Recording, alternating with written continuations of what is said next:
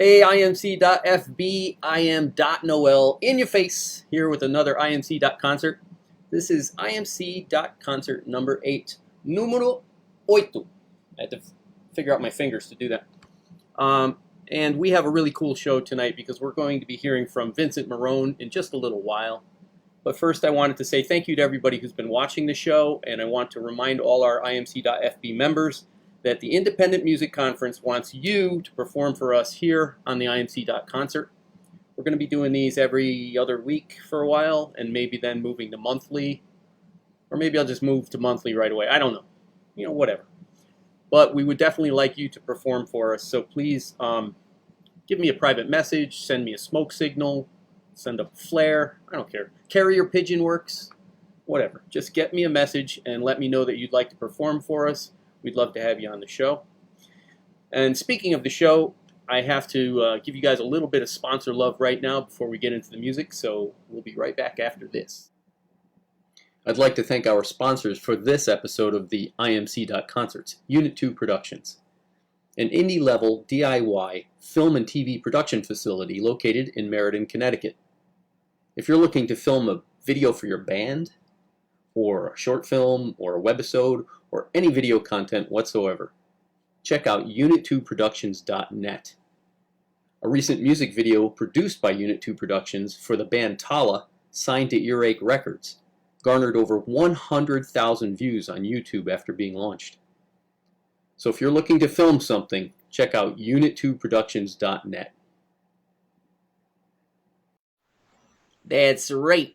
Unit 2 Productions, if you guys want to film something for your band, any kind of video content whatsoever, please give them a call. They'll be happy to talk to you. And by them, I mean me. Hey, Vinny, how are you tonight? I am doing excellent, Noel. How you doing? Very good. I am going to make a point of calling you Vincent from now on because that is your artist name, Vincent Marone. Yes, I appreciate you giving me the pointers on that as well.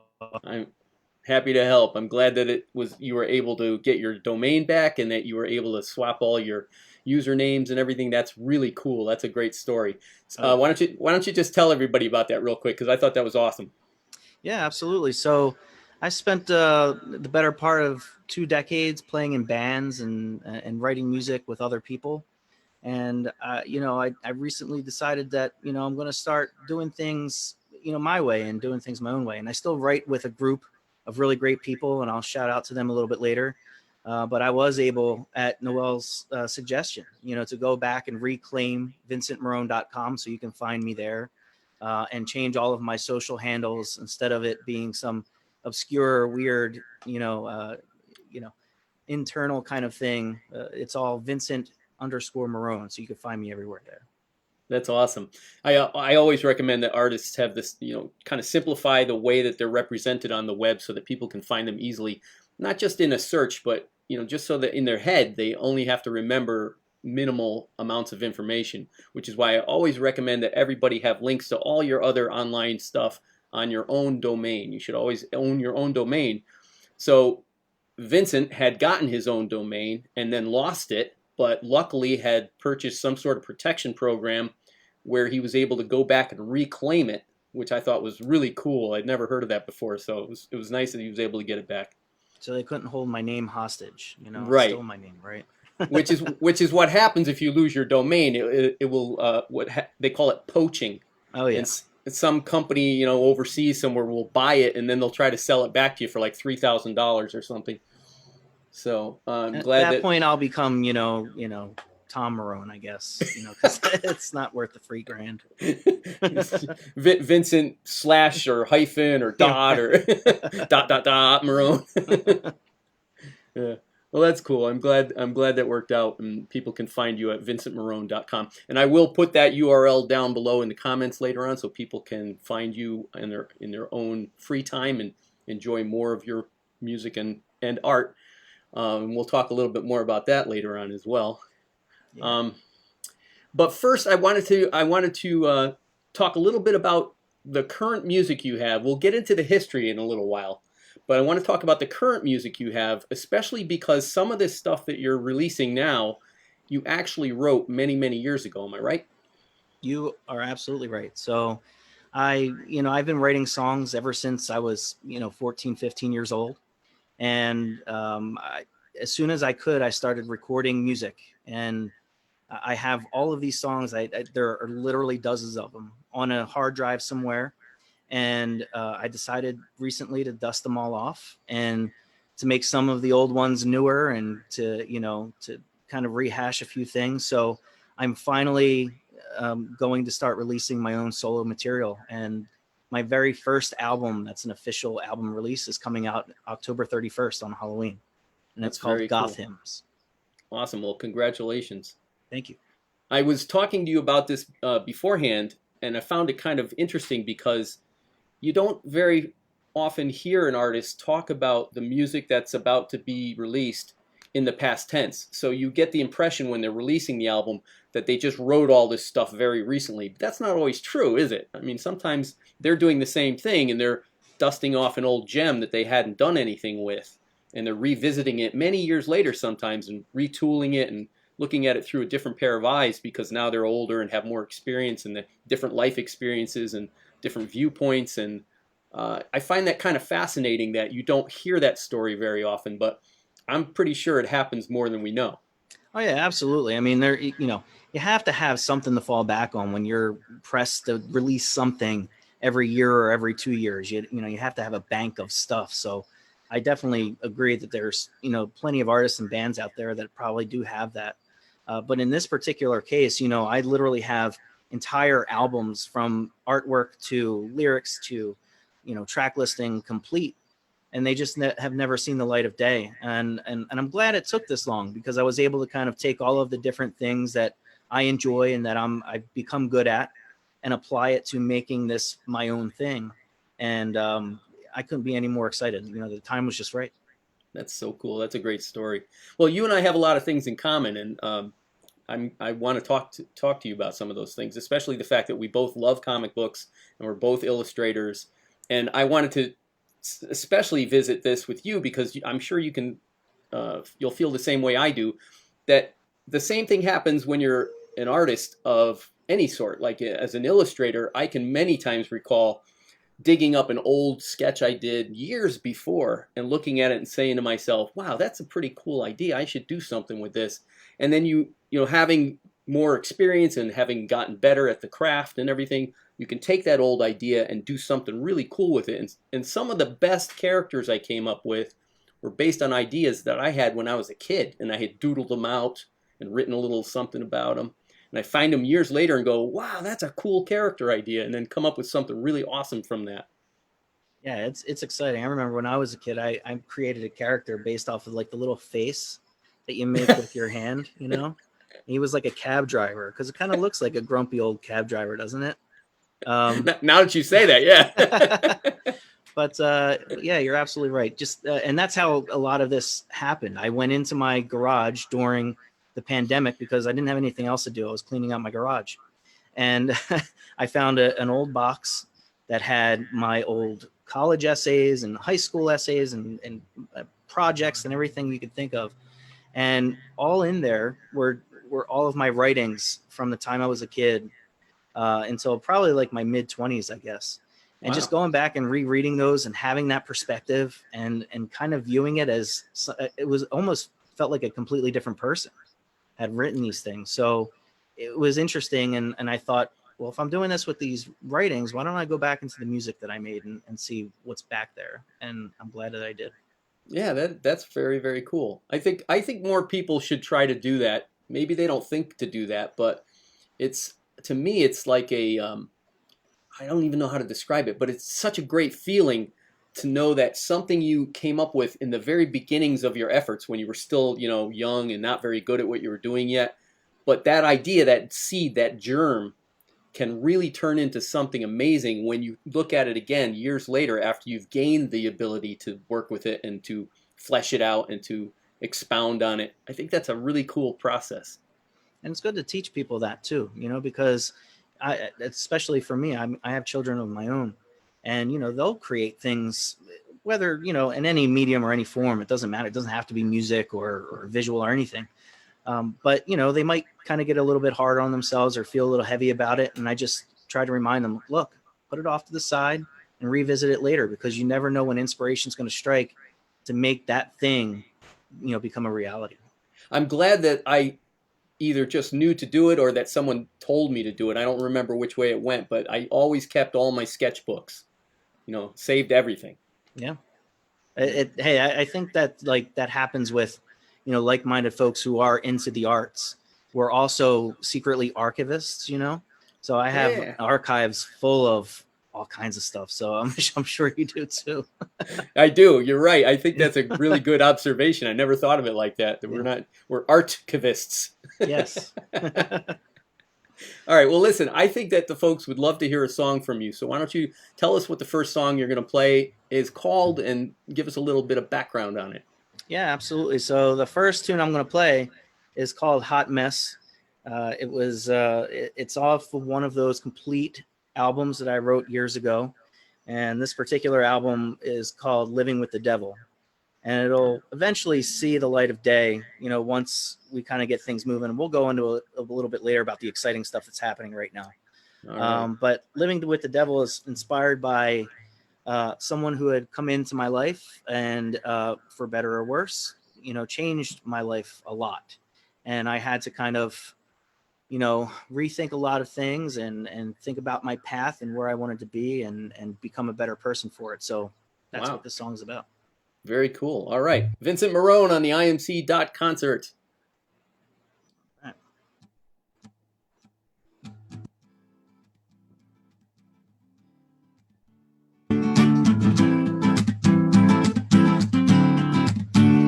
I've got 1,001 scenarios lined up back to back of how you meet and greet and running around and round behind my back. Step one of recovery is identifying the problem, and the problem is you, my baby girl. I call you up, you don't call me back. I text your phone, you don't text me back. I wear my heart on my sleeve, but need somebody to tell me these sleeves I'm wearing out of fashion. Yeah. And it's cold, baby, cold. How you got me hanging on the phone, yeah, yeah, and hanging by the door, and it's cold, baby, it's cold. How you got your sharp white lines cutting deeper than you'll never ever know. Ooh, and you'll never, never know. Sharp white lines.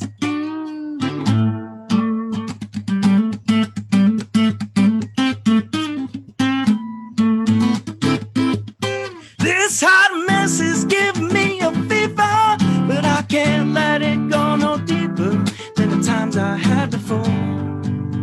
'Cause this hot mess is giving me a cold, and it's cold, baby, it's cold.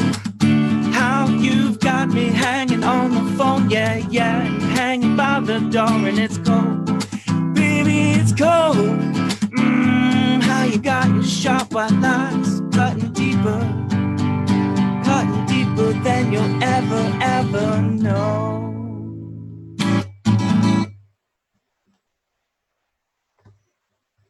So that was Hot Mess.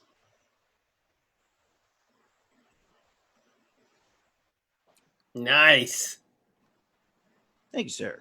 Awesome. So that's Hot Mess. And that's off this is off an EP you did? Yeah, so this was an EP. It's called Living with the Devil, and it'll eventually come out. But the one that I'm really excited about is called Goth Hymns, and I'm going to play a song from that as well. Okay. Goth Hymns is it's a concept album. So we talked a little bit about our love for things like superheroes and stories and fantasy. Well, you know, back a long time ago when I had all these things happen in my life, there were a lot of really dark things, you know, feelings inside, and you know, I just needed to figure out a way to get it out in a healthy way. Okay, so writing the music was a catharsis for you? Absolutely. Yeah, 100%. And it's funny because in the Goth Hymns release that I'm putting out, it comes with a 12-page booklet that I really wrote some detailed stories in there. So you not only get the lyrics get a little bit of the background of the story as well. And Cool. you know, one of the things that that I had realized, you know, I don't know if you have you ever heard of Nick Cave or Nick Cave and the Bad Seeds Yeah. or Hmm. yeah. So he's one of my favorite artists, one of my favorite singers ever. And he had put out an album called Murder Ballads. And it was a little bit scary when I first saw it, but a good friend of mine named Jared Sin, who's in a band called the Zombie Mafia, check them out. Um, he he had turned me on to this record, and now I think I love it more than he ever did. But I never knew that there were, you know, these songs that people would sing and write about these really kind of terrible things, kind of get stuff off their chest so that they could, you know, feel a little bit better and live their life in a little bit more of a positive way. So that's Yeah. kind of where the, you know, the inspiration for that came from. So you're telling me that that Goth Hymns is kind of an illustrated album. It's almost like a musical comic book. Kind of, yeah, yeah. So there's a lot of design work in there that I really worked hard on and for a long time, and it's just as visual as it is musical. So Cool. you know, I really wanted to have that kind of old school presentation feel. You know, when you go into the record store and you see an album on the wall, and that artwork is supposed to get a certain feeling out of you and make you feel a certain way, so that when before you even pop that album on the turntable or pop that CD in your CD player or whatever it was, you know, you kind of already had an idea of how you were going to feel about this. So that was the idea behind that. And, you know, just really making sure that I didn't want to make any kind of concessions whatsoever. If I knew if I was going to do this, I wanted to do it. And I have to thank a lot of people who supported me actually on Kickstarter. The campaign's over, unfortunately, but fortunately, you know, but all of my supporters really made it happen and helped me to make this a reality. So I'm very grateful and thankful for it. Well, I'm happy to hear that there's another crowdfunding success out there that we can point to, because I am a huge believer in crowdfunding, as a especially these days when it's almost impossible now for an artist to sell product like they used to be able to. You know, you can't really make money on CDs and record sales anymore because those formats have kind of become obsolete, and um, they've been depowered by the internet and the digital distribution system. So it's great that there's this almost like a retro revenue stream, because when you think about crowdfunding, it's almost like it harkens back to the older days when artists were supported by patrons and sponsors. And I think that that's cool that we were able to modernize that with this crowdfunding tactic, which is awesome. Yeah, So whether it's, you know, Kickstarter, Patreon, stuff like that, all of those platforms, you know, if you're an artist and you're watching this and you haven't looked into any of those things yet, I highly recommend you do so, because it can help sustain you and make your projects come to life. And more importantly, and this is the point I like to bring up whenever we discuss this, crowdfunding is more than just a revenue stream. It's a powerful interaction between the artist and their fans. It's a direct connection, which to me is absolutely important nowadays, because you don't have the other possibilities of revenue like CD sales or record sales or tape sales or whatever. So I think the interactivity that an artist creates with their fans, and their super fans especially, is what will sustain them, sustain their career. Interactivity is monetizable. Yes.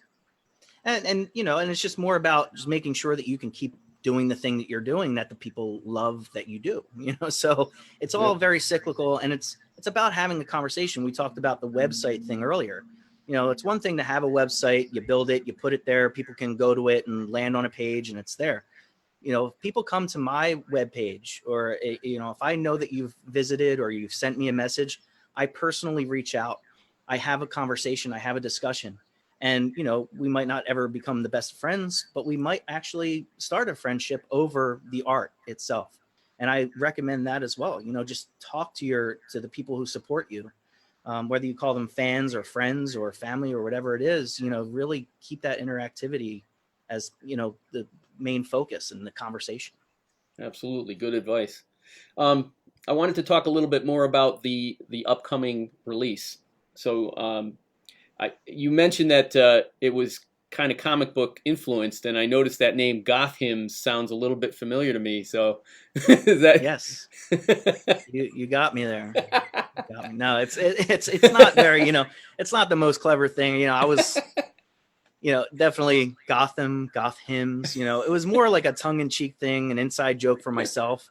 And then it, just turned into, I'm just going to go with this. I'm going to own it. I made this up 20 years ago or whatever it was, and I'm going to go with it for better or worse. And I think it worked out okay. Yeah, I think it's very creative and definitely shows your love of Batman, which Absolutely. I wholeheartedly support. And I know you do as well. I mean, you actually, I invited Noel, if you're watching this, go on YouTube and check out. You can see the two of us talking about Batman and all kinds of DC Comics related stuff on the Release the Snyder Cut roundtables. It was a really great time to have you on. I'm really grateful that you did come on, because we were able to, again, have that conversation and find common ground between us.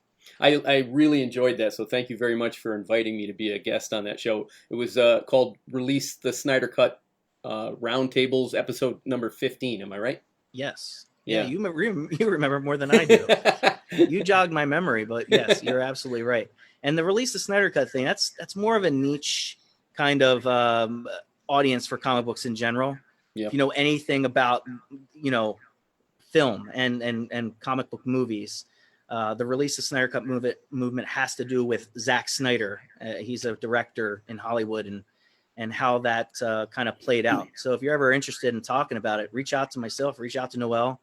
He's more, more versed on it now than I'm sure that he wanted to be. Well, I was kind of following it anyway, because I was so disappointed with that Justice League of America movie. Yeah. I was happy to hear that there was some small possibility that they might try to right the incredible wrongs that they did to all those characters, many of whom are some of my favorites. Yes. And, I was so disappointed in that film.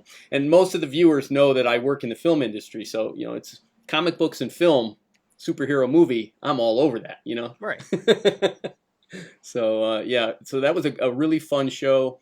I enjoyed the conversation very much, and I really do encourage folks to go check it out. If you go on YouTube and search for Release the Snyder Cut, I think it's called Roundtables, episode number 15. Yes. Yeah, I'd love to hear your feedback on that. So that was really cool. Well, how about we get into another song now? Yeah. Speaking of goth hymns, I'll definitely play a goth hymns tune. Awesome. This is going to be on the upcoming record.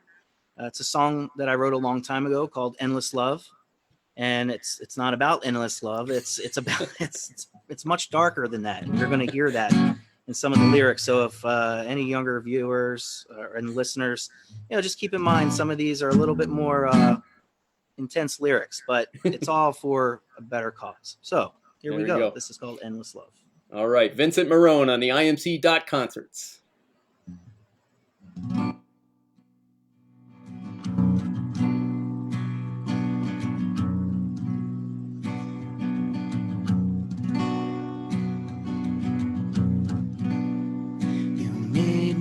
Remember what I wanted to forget.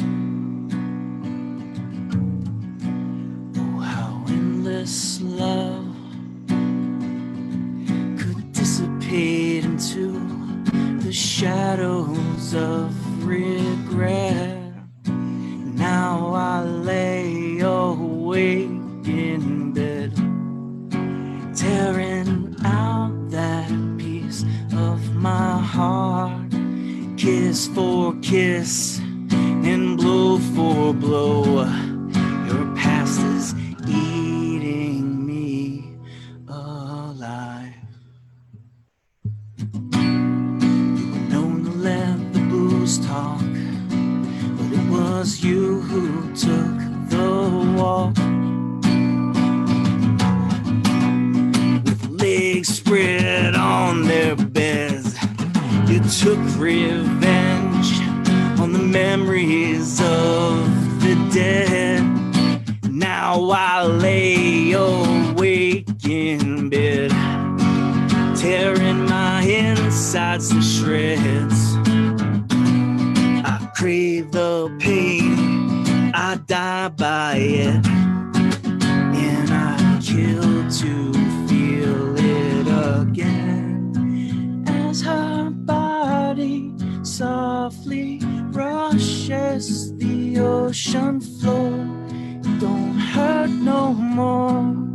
Her suicide suicide notes, all she left for me to find. These tears make me blind.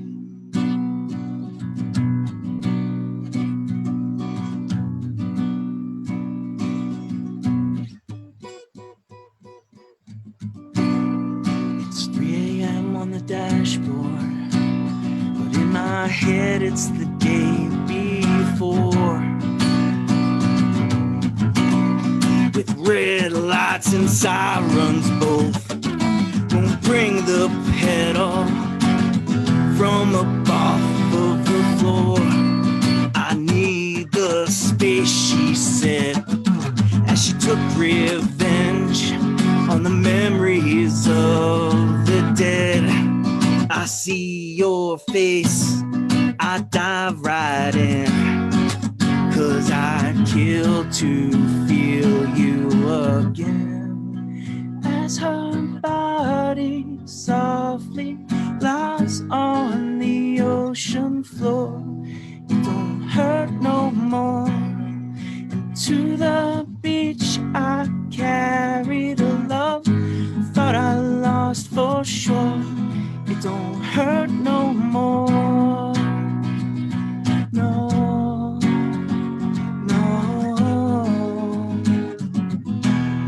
Thought I lost for sure. Oh, no.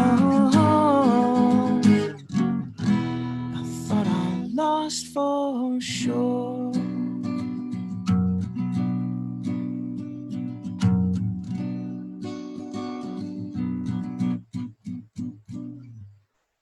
That's Yeah. it. All right. Hey, guess what? We have some shout outs to do. Awesome. Folks are enjoying this. So let's say hello to Pat Mitchell. Thanks for watching. Pat, what's up, man? Pat is, let me tell you about an incredible person, an incredible musician, and how, you know, kind of just going through your crazy cycles of life and going through different things that might not have worked out, and finding, you know, a person like a kindred spirit that it does work out with. Pat's one of my close friends now, one of my writing partners. We're doing this thing together. So I'm releasing goth hymns. Obviously, it's very much my own personal work, but anything pretty much that comes after this is it's going to involve Pat. It's going to involve our good friend Miguel, and a variety of other people who've been helping out. And you know, I really have him to thank too for kind of lighting the fire under my ass, you know, the last few months, and you know, really turning in some really amazing musicianship and writing, and you know, all you can imagine. So Pat, thanks for tuning in, buddy. Yeah, know thanks, you were going Pat. Thanks for watching. You mentioned Miguel. Is that Miguel Manzano? That is, yeah. Oh, both my guys. He is also watching. Well, I'm glad I said good stuff about him then before I knew he was tuning in. Now he knows I love him, man. And you want to talk about a comic book lover too? Yeah. Miguel and I are actually. He came up with this brilliant idea for a graphic novel, a comic book series of stuff, and we started to do some work on it, and we're hoping to chip away at that eventually. Sure. So awesome. And we have one more to do. Shannon is watching, so hey, really? Yeah. Shannon, welcome. Cody, Theo. I hope you're all three are watching. I was gonna say, speaking of Shannon, she just had there's a new addition to the band now, so yes. We were very, very happy to welcome Theo Nicholas into the world. And I actually have a little picture here I'd like to show everybody. Is that adorable or what? One day old in this photo. It's a beautiful thing, and you talk about just like a family again, meeting people that you connect with over the beauty of music, the beauty of art. Meeting Shannon and Cody and getting to learn about their new little guy, and doing work with them. It really has been it's an incredible thing. Little drummer boy. Yes. Got to fill out the band. You know, she plays guitar, Cody plays bass. Now he's got to play the drums. That's right. That's what it is. Very cool. So thanks for watching, Shannon. We're happy to have you with us again. And congratulations to you and Cody on your new family. That's really amazing. So yes. Cool. I was bugging the heck out of them the whole time that she was talking about, the upcoming birth, because for some reason, I just think the two of them are going to be awesome parents. I don't know. They're just an amazing couple. They're awesome people. And I just think that they're going to be like the coolest parents ever. So Absolutely. I was like a big fan of them having a kid. Yeah, it's really great. And to be able to pass along that stuff that you're passionate about, especially when you have parents together who are passionate about the same stuff, it's going to be great for him. Yeah, I think so. I agree with you. All right, well, cool. I like that song. So that was called Endless Love? Yes. All right, cool. And it's track 2 on Gotham's. All right, and that's coming out in October, you said? October 31st, Halloween. It's very fitting for the theme. So it is. And how are you planning to release that? So you can get it pretty much any way you can imagine. It's going to be available on streaming platforms, fortunately and unfortunately, But if you subscribe to Spotify or Apple Music or Amazon, you can find it there. You can also support myself. You can actually support Shannon as well, because she appears on the album. Cool. And then in doing so, supporting Theo's future drumming habit.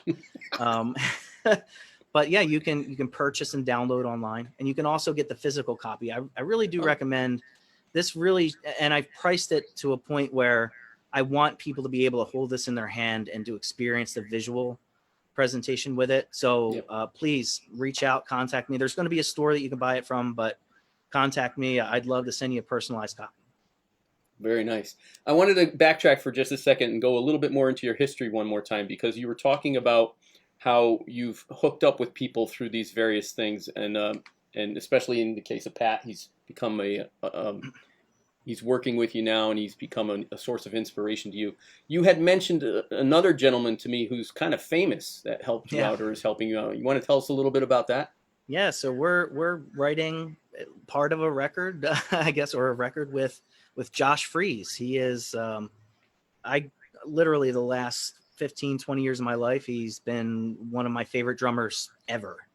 And he's played in some of my favorite bands ever. So you're talking about A Perfect Circle. You're talking about, he played for Guns N' Roses, Nine Inch Nails, Devo, The Vandals, Sublime with Rome. The list just goes on and on. He's, helped Green Day out and all kinds of stuff. So it's incredible to be able to reach out to someone and make a connection, right? We talked about that. But not only making the connection and sharing music, but to be able to work with someone that you admire, and that, you kind of, when I write drums, I hear his stuff in my head, and I plan it all out. So to hear him actually playing on a song that we're writing together, I'm getting goosebumps thinking about it right now. How did it come to happen that you're working with him? Oh, dude, it was luck, it was just like anything. He had posted something that he was up for doing some side work, because he's home and he's got a studio, so why not? And I reached out, and we started just a casual conversation. We didn't even talk music at first, it was just having just a general conversation. And then I sent him the songs, and when he listened to them, he really liked them, and he decided that he wanted to spend the time working on them. So cool. He's actually in his studio this week, and he's cutting another tune for us right now called Scarlet Letter. Awesome. A couple more shout outs. I'm so excited. Cliff is with us from Captain Ledge Band. What's happening, Cliff? What up, Cliff? And also Cody is here. So hey, congratulations, Cody. Let's throw Theo back up there for Cody. Put it back up. There he is. Little drummer boy. Yes. So cool. Proud Papa and Mama. Yeah. It's a great thing, man. Okay, so how about we do another song? Yeah, sure. So I'll actually, speaking of Josh Freese, I'm going to play you the song that Pat and Miguel and a friend of ours named Alex Cross we're working on with Josh right now. And it'll be on our release that's going to be, happening after Gotham. So this song is called The Bitter End. The Bitter End. Very cool. All right, everybody. Vincent Marone on the IMC concert. And this is the live debut of this. So wow, exclusive. I'm a little nervous, but we'll see how it goes. You're amongst friends. And if I do mess up, it's probably my nerves, and it's probably because I messed up. But I'll use this as my excuse. I got my hand caught in a fan yesterday. It Oh, wasn't pretty. ouch! Ooh, yeah. Not the kind of fan you want. No, no, and I'll spare you the details, but it wasn't pretty. So if I mess up, we'll blame the fan. There you go. There we go.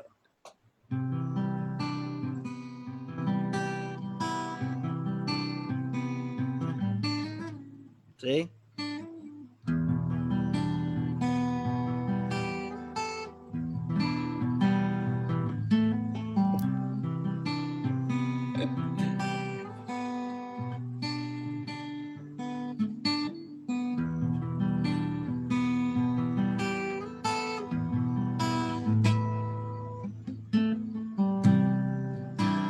Joy's a brittle layer, scrape away with broken nails, feel the lower end, feel the lower end.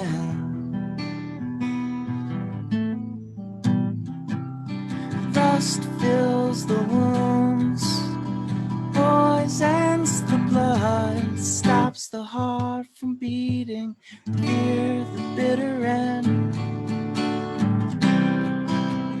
Fear the bitter end.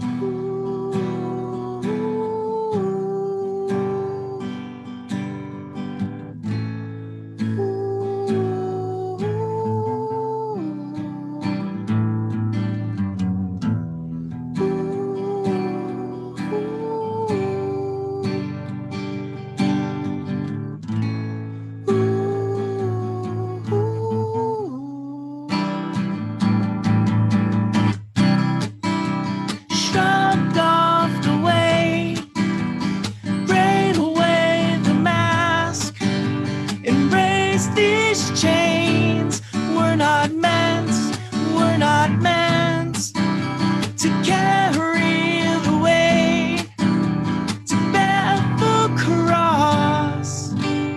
We merely stand in the shadows of the gods. Don't give way. Don't give way. Ooh. Don't give way. Don't give way. Don't give way. Resolve will break, fell in time and again, revealing reveling. So hold fast, hold fast, hold fast, hold fast through bitter end, lower end.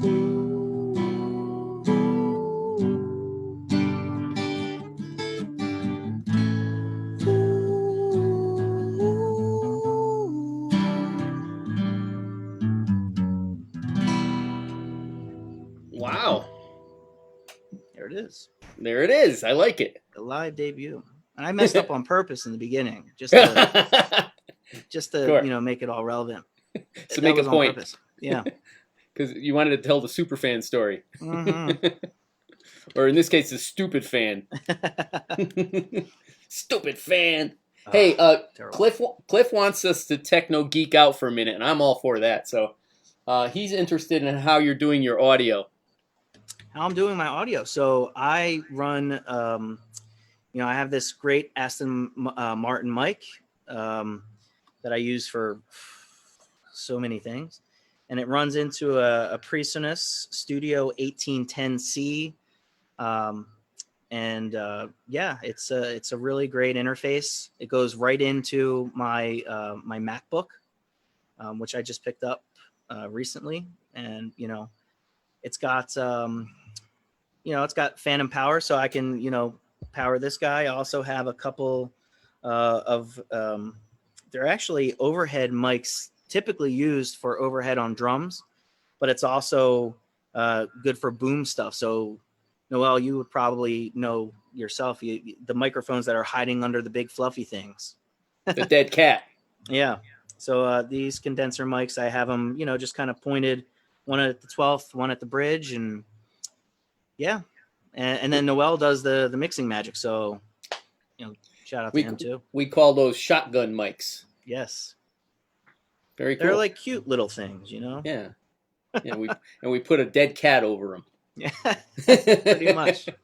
Stop the wind. I noticed that you said that's an Aston Martin microphone. Is that manufactured by James Bond? Yeah. It is from the UK. That's how they got their name here. I don't know if you could see it, but they have like a purple logo. But yeah, they're from the UK, which plays hell when I'm trying to. I always have to find adapters when I get their stuff because it's all European. But yeah, it is based off of that whole premise. Yes. So is there a button there that you can eject somebody from their seat? Is there an ejector seat in the? You know what? If anybody needs an ejector seat, I'm sure my wife and kids can attest to me having the ejector seat if I'm being too loud in the house with my music. Come in and push the button on the Aston Martin. Yes. Very cool. All right, so I wanted to talk a little bit more about comic books and movies and stuff because I thoroughly enjoyed that connection with you, and I do want to point out that Vincent was the actual host of that vodcast that I was asked to be a guest on, and I was very impressed with the way he hosted the show. And there was 2 other guys besides me also speaking on the panel, and it was interesting that I felt like Vincent was sort of backing me up a little bit because my viewpoints are more old school than some of these kids, and I wasn't necessarily a fan of the Batfleck. Yeah. like the release, the Snyderverse guys, they're like so into Ben Affleck as Batman. I can't believe it, but and more power to them. Look, I have to say I ate a whole helping of humble pie when I went and saw Ben Affleck for the first time, because if you know my wife, you can ask her. I was livid when they cast the guy. I was just, how dare they? The guy who played in Geely, really? Come on, man. And but no, I mean he blew me away. And I know that your favorite is Michael Keaton on the silver screen. Yeah. So and I have to say my personal favorite is Christian Bale. But Ben Affleck, he's right up there for me. And like you said, the release of Snyder Cut fandom, you know what? It's a beautiful fandom. What they did, Noel, for those who aren't aware, they took a gentleman. Obviously, he's a director in Hollywood, so yeah, he's got money, he's got this, but he's got a family first and foremost. And unfortunately, the man and his wife, who are partners in making movies together, they had a family tragedy and they lost their daughter. And it just so happened that was the catalyst that kind of got him kicked out of his own movie, which, like you had mentioned earlier, which was Justice League. So the fans really rallied behind him and his family and the crew that he makes all of his movies with. And they were really vocal for a very long time online. And it's getting made. It's getting done. And it's going to have a release next year on HBO Max. So, I'm really proud to be a part of that fandom. I'm not as fanatical. And it's kind of weird because you have these people who are all, they're fighting for the same thing and they love the same thing. But then there's like a bunch of infighting. It's just a weird thing about the internet. But yeah. It's not surprising to me, though, when you get people who are so passionate about something. I can see how that can happen. Yeah. But it was a nice discussion thanks to you because you were a good moderator. So we were able to discuss the various ends of each spectrum. And I thought, now, the other thing about that conversation that I found fascinating, and I think it has correlations to the music industry, is that when we were talking about the portrayal of that specific character over the timeline of the movies that have come out, each actor has their own take on the Batman character and presented it in a way that was cohesive with the storyline of that particular film. And I think in that regard, I think they all did a very fine job. Even like Val Kilmer and Clooney, given the storylines that they were given, that they had to deal with, I think they all did a very good job. But for me, Keaton was the defining character because, much like you described, when he came on the screen, I was not a Keaton fan at all. I felt like, how dare they get a comedian to play Bruce Wayne? He's a dark, brooding character. This doesn't make any sense. And then he blew us all away with his performance. So it was a similar situation where I was a Keaton fan for life. So, oh yeah, and he's done some really great work since, unsuperhero absolutely, related. absolutely, and yeah, I find that there's a correlation there in the music industry in that we often look at different musical styles and we think about the performer um, by the virtue of the music instead of vice versa. We also often think about the music and the performers who are doing it instead of the other way around. Whereas some of these performers, they can do different styles and different genres with ease. Like you said earlier in our conversations, some of your music doesn't necessarily fit the same mold that other songs you've written do. So you want to talk about that for a bit? Absolutely. So, by the way, this is Kylo Ren. This is our latest edition. We're also Star Wars fans here in the house. But yeah, well, I guess going back to Gotham's, Gotham's is a primarily like an electronic record. Yeah. I did there's a lot of synthesizer on there. There's a lot of programmed drums. And, obviously I play rock and roll at heart. We were joking earlier offline saying, it's all rock and roll, right? But yeah, it's definitely much more electronica. My buddy Jared called it like darktronica, I think, which is a really cool label. But and the stuff that we're writing now, that Pat, Miguel, and the other folks we're working with, we're writing with Josh and everything, it's more rock based, very straightforward rock and roll songs. So yeah, it really just don't fit into the little pigeonholes that people try to put you in. I got my philosophy on that. I grew up a Sublime fan. Okay. They did, the famous Summertime song, Doing Time, and they did, Santeria and What I Got.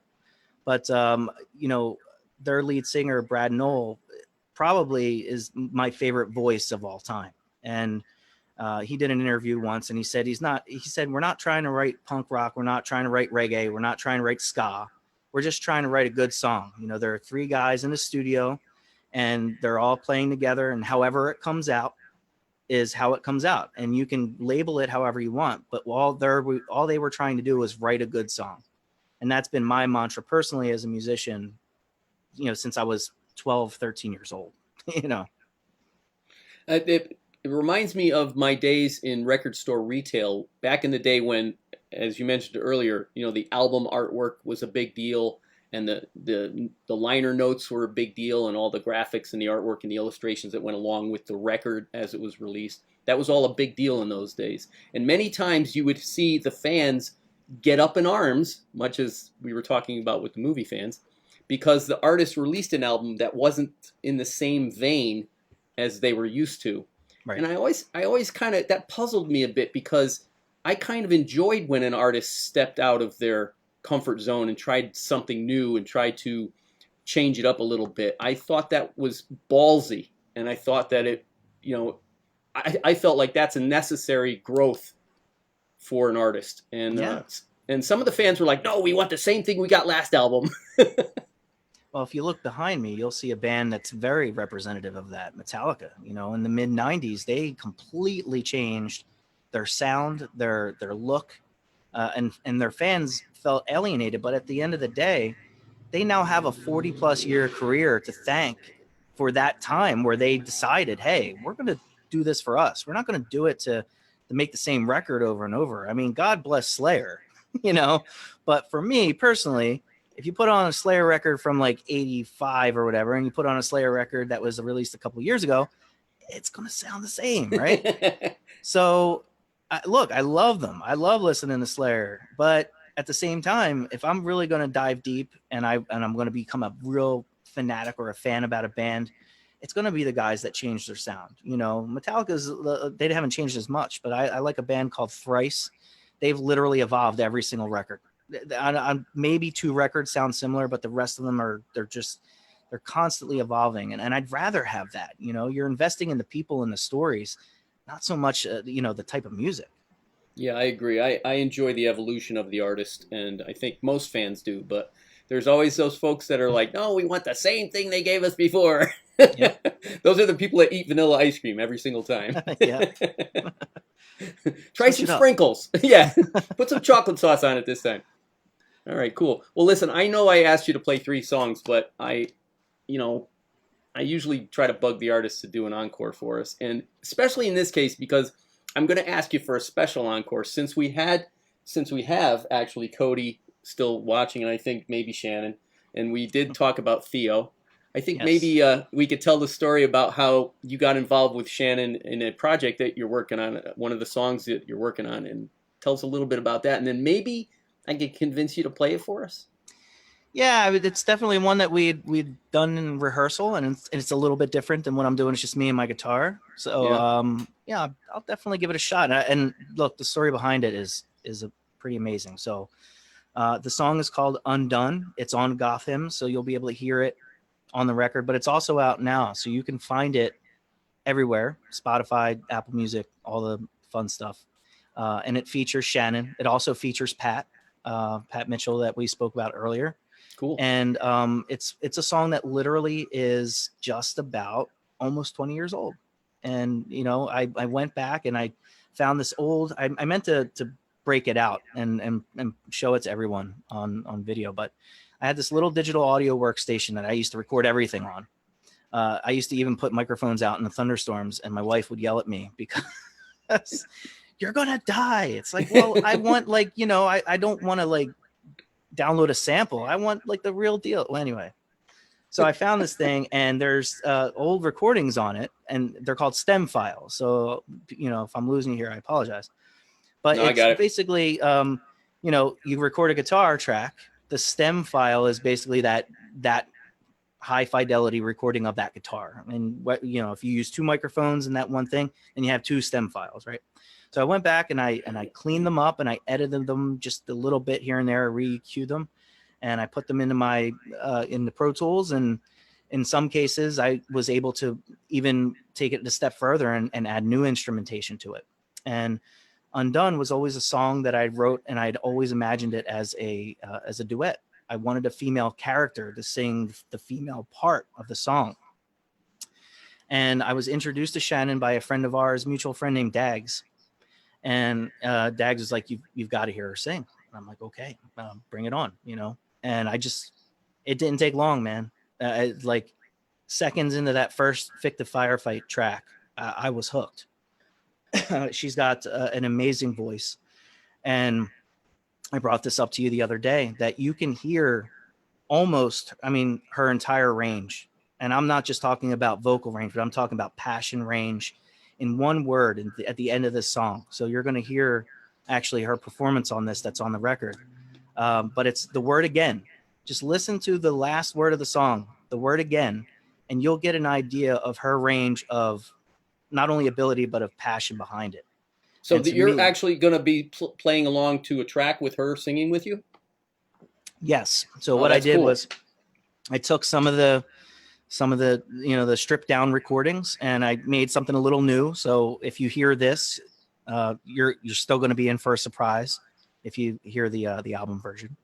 Cool. But yeah, you're going to hear it.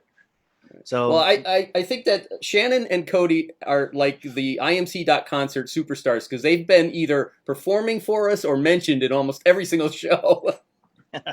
And for good reason. They're a great team. I mean, Cody's an excellent and producer in his own right. Sorry, I'm muted. I think right. Kylo's. Are you allergic to Kylo Ren? I must be. So again, this is just like the album was a debut. This is the first time I'm doing this. So very cool. So this is called. This is called Undone. Okay. From Goth Hymns. And this is featuring Shannon Nicholas, lead singer of Fictive Firefight. And as soon as Vincent can collect himself over there. Yes. All right. So this is cool. This is going to be cool. It's going to work. Yeah, it's going to be cool. It's going to be cool. It's going to be something. All right. Once again, Vincent Marone on the IMC.concert. Encore!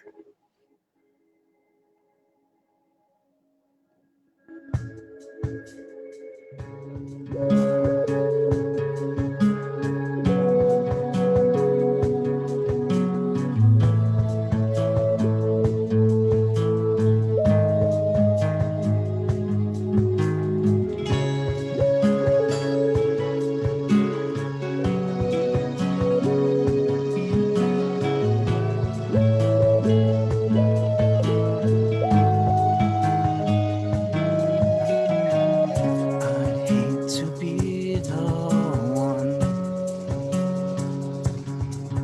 to watch you come. You come undone again. Softly the angel weeps as the chains that you've breached slowly wrap round you again, and the whole becomes clear as the angel disappears.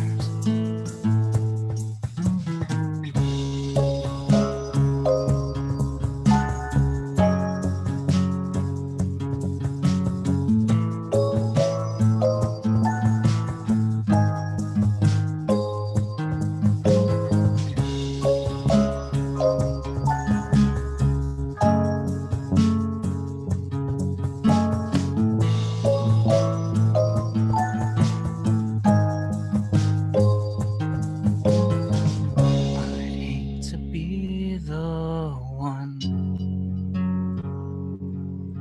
who helps spare the coffin that rests your lamented heart. Softly the devil creeps as the chambers of torture over your mind again, and the becomes clear.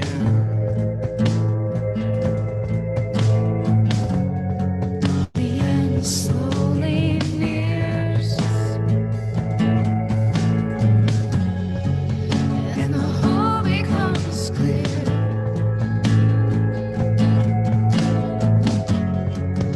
As the end slowly nears, let me in.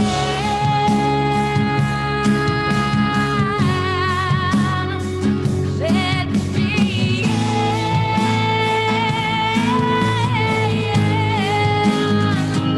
Let me in.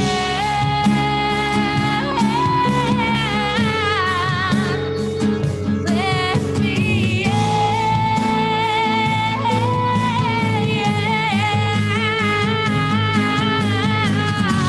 So I may break your heart again.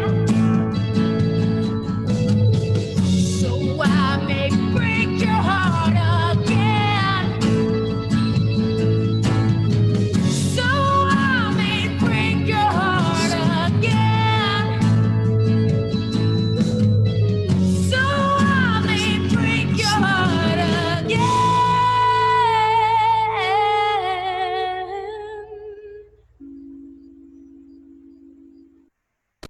There it is. Holy cow! That's awesome. Yeah. See Wow. that last word, man. You hear it all in that last. And it's funny because like on the album, it trails off. There's like some music that makes it, but I just really wanted to end it on her thing there. Yeah, very impressive. I'm definitely going to check the online version of that out as well. That's amazing. Well, I tell you what, Thank you. Vincent, this has been a fun show. I really enjoyed it very much. I wish I could just keep talking to you because we have so much in common, and I like talking to you. You're a lot of fun to talk to.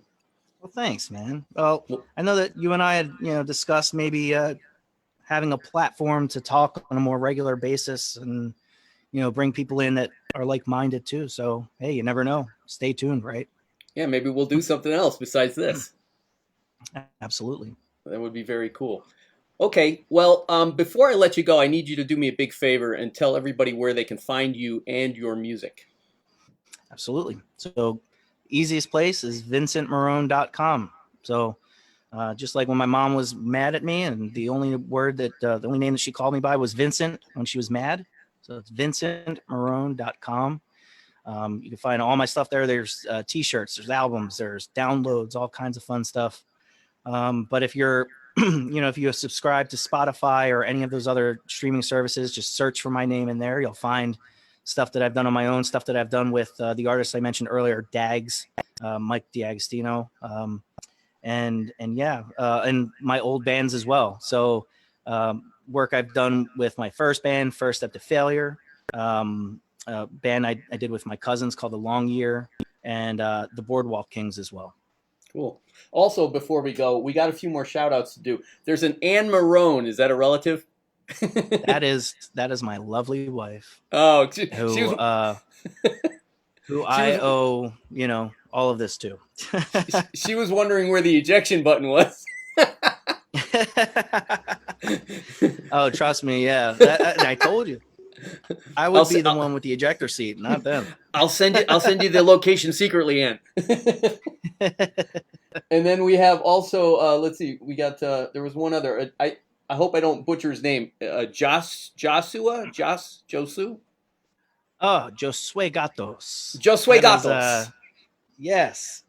Yeah, Josh is a great guy. He's actually, his band Jersey Calling is recording an album right now at a really amazing studio called the Gradwell House here in New Jersey. So if you're from the Jersey area, I highly recommend not only checking out the Gradwell House, but also Jersey Calling.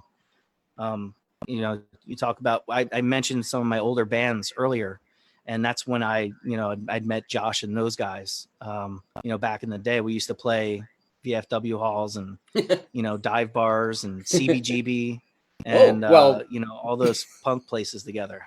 You go from dive bars and VFW halls to CBGB. That's quite a jump.